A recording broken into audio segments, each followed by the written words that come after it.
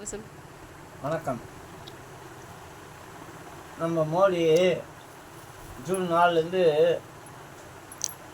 ஜெயிச்சுனேங்கிறாரு. 2240 seat ஜெயிச்சுட்டு majority இல்லாமல் நாயுடு நிதிஷ்குமார் மூலிமா ஜெயிச்சிருந்தார். அதுக்கு முன்னாடி கருத்து கணிப்பு சொல்லிவிட்டு ஷேர் மார்க்கெட்டில் 30 லட்சம் கோடி காலி பண்ணாங்க. 400 சீட் ஜெயிப்பாங்கன்ட்டு நேற்று 15 லட்சம் கோடி காலி ஆகிக்குது.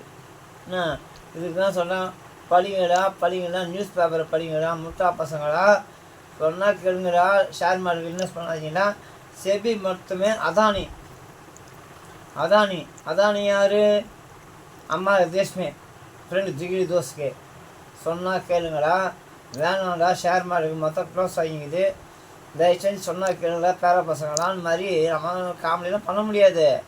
இண்டன்பர்க் அறிக்கை வந்துக்குது. இப்போ வேறு நேற்றுலேருந்து 2 நாளாக ஷேர் மார்க்கெட் கொலாப்ஸ் ஆகிக்குது. சொன்னாங்க. இப்போ யார் மட்டும் கொடுக்க போகிறாங்க? எல்ஐசி நம்ம வரி பணம்.